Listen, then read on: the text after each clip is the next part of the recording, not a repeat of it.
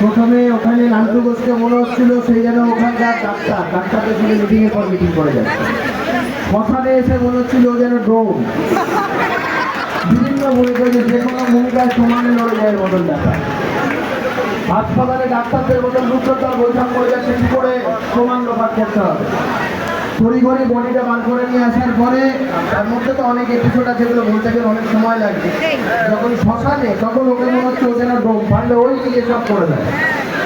তো এগুলো যারা যারা করেছে, ওই সঞ্জীব থেকে শুরু করে যারা যারা করেছে, প্রত্যেক কটার হিসাব হবে, একদম কড়ায় ঘন্টায় হিসাব হবে, কেউ ছাড় পাবে। এখন আমাদেরও অনেক সময় হাত চুলকাচ্ছে, আমাদেরও অনেক সময় হাত মিসমিস করছে, কিন্তু আমাদের দলের আমাদের নেতৃত্ব আমাদের হাতের শৃঙ্খলার বেড়ি পড়িয়ে রেখেছে। মানুষের এই বিপুল জনমত আমাদের হাতে দায়িত্বের বেড়ি পড়িয়ে রেখেছে। মানে আমাদেরও অনেক কিছু ইচ্ছা করে। কালকে এই দেখুন, এটা ভারতীয় জনতা পার্টি বলেই সম্ভব। কালকে ওই হেলমেট পরে ডিল পড়েছে থাকে, ওই ঘটনায় কিন্তু 5 জন আজকে অ্যারেস্ট হয়েছে। কারণ আমরা মনে করি আইনের শাসন এই রাজ্যে আছে বলেই এটা সম্ভব। তবে কালকে খুব অন্যায় কাজ হয়েছে।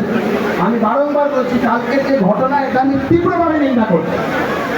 ডিমের যা দাম সেগুলো না খেয়ে এভাবে মারাটা একদম আমি তীব্র নিন্দা করছি। খাওয়ার জিনিস এইভাবে নষ্ট করবেন না, অনেক কিছু সামগ্রী আছে যদি এরকম কিছু মনে হয়। কিন্তু আমরা বলছি কোনো আইন নিজের হাতে কেউ আইন নিজের হাতে তুলে নেবে। আমাদের, আমি মজা করে এই কথাটা বললাম, আইন নিজের হাতে কেউ তুলে নেবেন না। যা কিছু করার প্রশাসন করবে। দেখছেন একটার পর একটাকে ধরে ধরে তুলে তুলে নিয়ে যাচ্ছে। যারা তো এখন সব বেড়াল হয়ে গেছে। বীরভূমের একটা ছেলেরা পুলিশকে বলুন বাড়ি থেকেই বেরোচ্ছে, ওকে বাড়ি থেকে নিয়ে গিয়ে ডাকে জানলা দিয়ে বলছে কে এসেছে, এত বড় বিল করতে আছে। এরকম যত বড় বড় বিল আছে এদের সমস্ত বিরক্ত বেরিয়ে গেছে, কিছু করার দরকার নেই।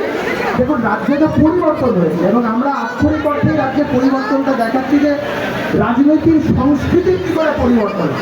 এই যে 2021 সালে আজকে যদি আমরা নির্বাচনটা জয় থাকতে পারতাম, এত সুন্দর একটা বাড়ি বানিয়েছে ভেঙে ভেঙে ঘুরিয়ে দিয়ে চলে যেত।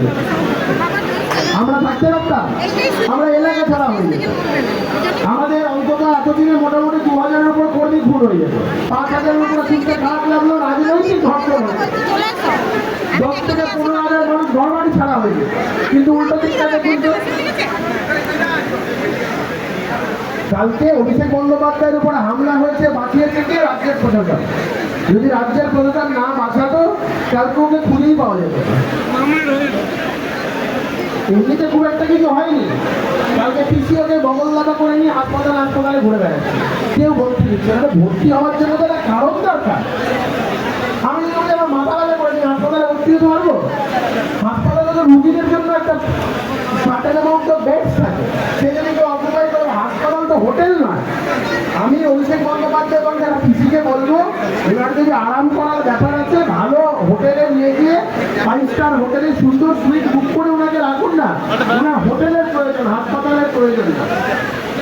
ব্যারাকপুরের বিধায়ক কদিন আগে থাইল্যান্ডে ঘুরতে গেছিল, পারলে ওকে একবার থাইল্যান্ডে পাঠিয়েছি। শ্বশুর বাড়িও আছে, আর অনেক কিছু আছে যেখানে গিয়ে করে আসতে পারবে। রিল্যাক্সেশন নাচতে গিয়ে খুব ভালো থাকবেন। আমি আপনাদের বলছি, কোনো রকমভাবে আইন নিজের হাতে তুলে দেবেন না। যা কিছু করার প্রশাসন করবে, একটা চোরকেও ছাড়া হবে। আর যারা এখানে রক্তদান করছেন, আমি তো মমতা বন্দ্যোপাধ্যায় নেই যে আমার সব ব্যাপারে এক্সপার্টিস থাকবে। রক্তদান নিয়ে আমার ব্যক্তিগতভাবে কোনো এক্সপার্টিস নেই, তবে এটুকু জানি রক্তদান করা ভালো। বর্তমানে সরকারি ব্লাড ব্যাঙ্কগুলো খুব খারাপ অবস্থা, আমি নিজে অভিজ্ঞতা থেকে দেখেছি। এই তীব্র গরমে ভোট টোট গেছে, একটা মারাত্মক আকাল দেখা দিচ্ছে। এই জায়গা থেকে দাঁড়িয়ে আমাদের যত করে এই ধরনের শিবিরগুলো করবো তত ভালো। আর কিছু মিসকনসেপশন আছে, রক্ত দিলে বলা শরীর খারাপ, একদম না। যত ব্লাড দেবেন শরীর একটা সার্টেন লিমিট থাকে, একটা টাইম লিমিটের পরে দিলে কোনো অসুবিধাই হয় না। আমি তো মোটামুটি বছরে 4 থেকে 5। সবাই খুব ভালো থাকবেন, আনন্দ থাকবেন, আর সবাই খুব ভালো থাকবেন। ভারত মাতাকে, ভারত মাতাকে জয় শ্রীরাম।